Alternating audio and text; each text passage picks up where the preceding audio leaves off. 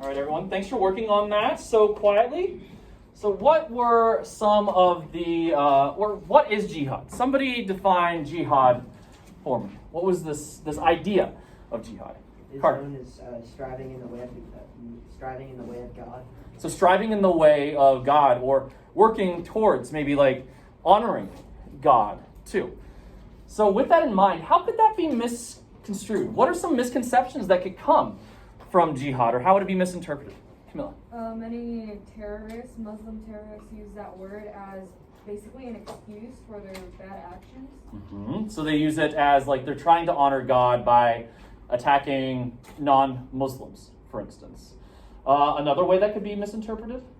Anybody? Another answer? Because I think, yes, Keegan. By word might be misconcepted as a hijab, like for example, like when it's like hats. Yeah, okay, so you could misconstrue it as a different type of word in Islam, too. Yeah, that's another way that it could be looked at as well. But I think this idea that, this striving towards God or honoring God could be misconstrued or misinterpreted through violent actions.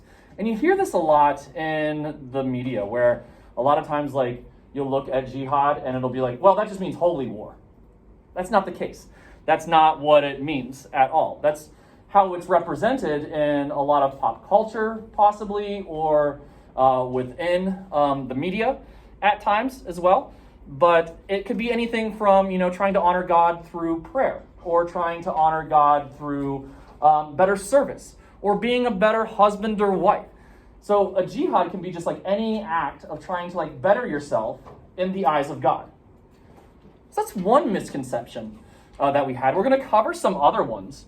But for our thinker, what are some current misconceptions about Islam? Why do those inaccuracies exist? And how can we prevent those stereotypes or prevent stereotyping all Muslims? Hope. The main one is because of the terrorist attacks on 9/11, and people have like demonized Muslim people in a way that's like, oh, well, they're all terrorists when they're not, and they could be hate crimes or even killed just for practicing their own religion, because people think that they're like evil in some way, when really those terrorist attacks were their own individual groups who just happened to be Muslim. They don't at all represent Muslim people as a whole. Absolutely. We're studying the second largest religion in the world. So if you're looking at like all Muslims being terrorists, well, there'd be acts of violence all over the place. And that's just not in the eye, or in, because of Islam. And that's just not the case at all. So I think that 9/11, September 11th, is where a lot of this stems from. I think you're exactly right, Hope, with that thought. So, I think one problem with the Muslim misconceptions is a lot of the times the name Muslim or the religion comes up in media is normally negative. Mm-hmm. Yeah, and we're going to see that actually in our misconception video that I'm going to show a little bit later on, that the media is really good at finding all of the quote-unquote bad Muslims, where if we remember back, it's teaching peace, it's teaching unity, it's teaching charity. A lot of the same things that Judaism and Christianity are teaching, or that those Christian philosophies were teaching. Again, they want all of the same things that you and I want. Just because it's different doesn't mean that it's wrong or bad. So how can we prevent these stereotypes from taking place? How can we stop the stereotyping of Muslims? I'll say, what do you think? How can we stop stereotyping Muslims?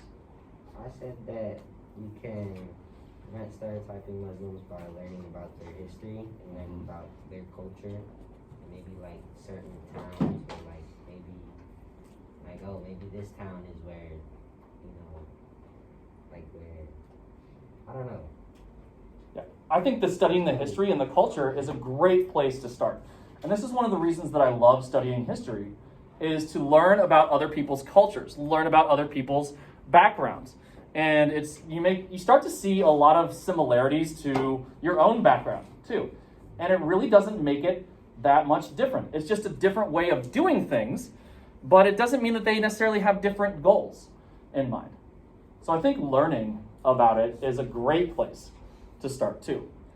I have this saying that, proximity breeds familiarity. So the closer you are to something, or the better you understand it, you're more familiar with it. You understand it better, too. Where I think that's the case, especially when it's something that's misconstrued a lot of times in the media, like Islam. So, great stuff, guys. If you want to make sure your name is on the top of your bell work, I'm going to go ahead and collect that. You should have 4 stamps this week. We didn't have bell work on Wednesday, but if you missed one, you can go ahead and still make it up and find that on Mrs. Yeager's website. But pass those to the front, please. Are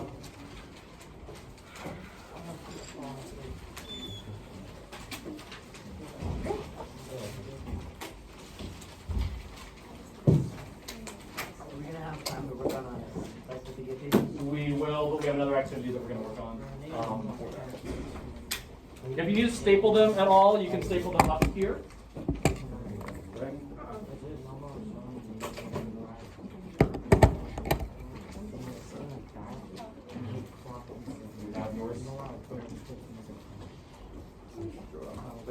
Thank you.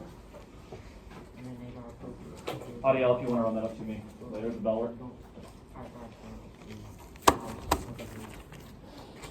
All right, so let's look a couple last things to cover before we jump into our 2 last activities, I guess, for this unit.